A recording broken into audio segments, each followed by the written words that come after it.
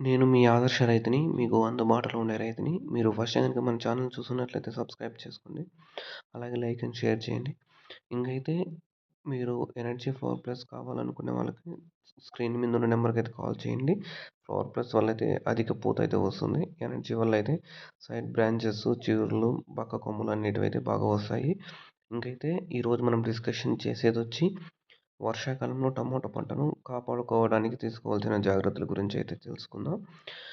టమోటాలు ఈ వర్షాకాలం రక్షించుకోవాలంటే ముఖ్యంగా ఫస్ట్ పాయింట్ వచ్చి నీరు నిల్వ ఉండకూడదు చెట్లలో.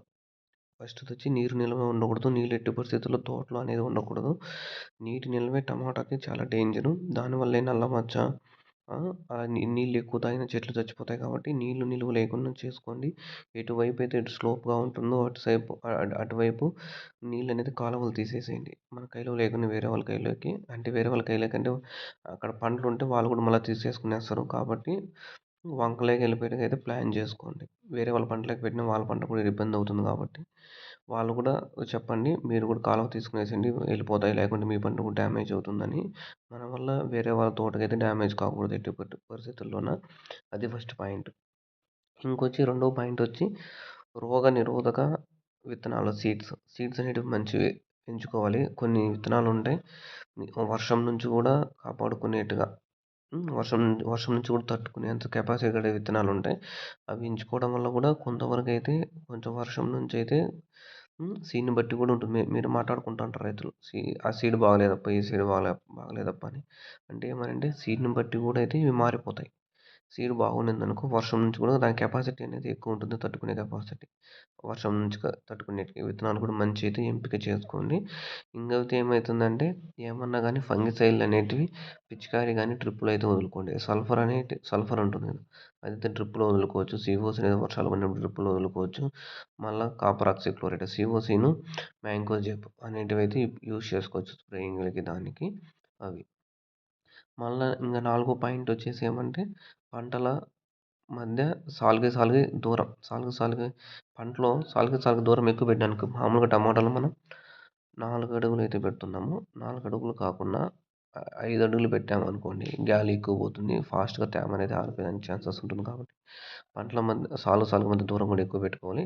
అలాగే టమాటా మొలక దూరం కూడా 40 సెంటీమీటర్ల నుంచి 60 సెంటీమీటర్ల మధ్య అయితే పెట్టుకున్నట్లయితే చెట్టు అనేది బాగా చలికాలంలో బాగా పెరుగుతుంది. 40 సెంటీమీటర్లు సుమారుగా 1.5 అడుగు కాడికైతే రావచ్చు.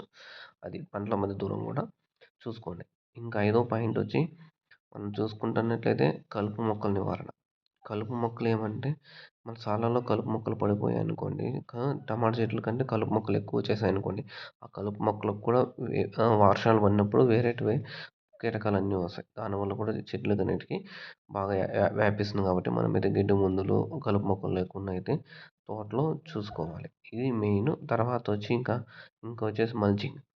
మల్చింగ్ అనేది వేసుకున్నా కూడా ఎలాంటి అంటే కవర్ వేసుకుంటాం. సాలుతోని మల్చింగ్ వేసుకున్నప్పుడు ఏమవుతుందంటే వర్షం పడినప్పుడు డైరెక్ట్‌గా చెట్టు మీద పడదు. మల్చింగ్ మీద పడి కింద సార్లకి పడి వాటర్ అనేది వెళ్ళిపోతాయి. ఈ అధిక వర్షాలు పడినప్పుడు నీళ్లు పీల్చడానికి ఛాన్సెస్ ఉండదు. ఎందుకంటే బెడ్ తోలుకున్నట్లయితే ట్రాక్టర్‌తో మొలక అనేది పైన ఉంటుంది కాబట్టి ఏర్లు కిందకున్న నీళ్ళు నిలవకుండా అయితే వెళ్ళిపోతాయి. అలాంటి పరిస్థితుల్లో 100% ట్రాక్టర్‌తో బెడ్ తోలుకొని టమోటా పెట్టుకోండి. నార్మల్‌గా అయితే ఇప్పుడు ఎవరు పెట్టొద్దండి.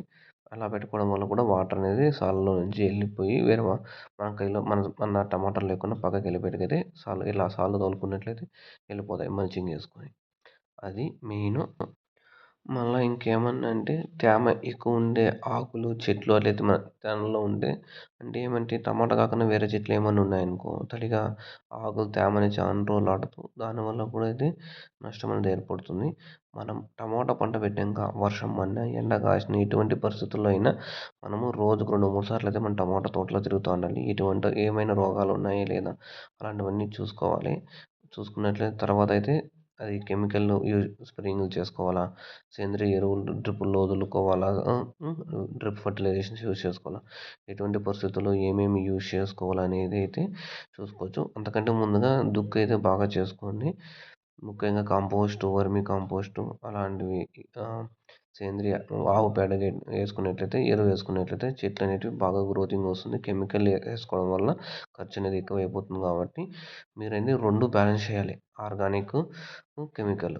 ఆర్గానిక్, కెమికల్ 2 మేనేజింగ్‌గా చేసుకుంటూ పోతా ఉంటే భూమికి కూడా ఏం ప్రాబ్లమ్ లేకుండా ఉంటుంది. అలా కాకుండా కెమికల్ యూజ్ చేసినామంటే ఇప్పుడు కోలార్ సైడ్ అయిపోయినాయి చూడు భూములు, అలా కూడా మన సైడ్ అయిపోయే ఛాన్సెస్ ఎక్కువ కనిపిస్తున్నాయి. ఒకసారి జాగ్రత్తగా చూసుకోండి. కాబట్టి కెమికల్, ఆర్గానిక్ 2 కలిపి అయితే వాడుకోండి. 2 బ్యాలెన్సింగ్‌గా పోతా ఉంటే భూమికి ఎటువంటి ఎఫెక్ట్ ఉండదు. సేంద్రియ ఆవు పేడ, గొర్రెల పేడ, కోళ్ళ ఎరువులు అలాంటివి వేసుకున్నట్లయితే కూడా చలికాలము కొంచెం కోళ్ళ ఎరువు వేసుకుంటే హీట్ అనేది భూమి ముట్టిస్తుంది కాబట్టి కొంచెం అయితే రక్షించుకోవచ్చు. ఇది ఈ వర్షం నుంచి టమోటాకి తీసుకోవాల్సిన జాగ్రత్తలు. మీకు ఇంకేమైనా డౌట్స్ ఉంటే కామెంట్ రూపంలో తెలియజేయండి. Thank you all farmers.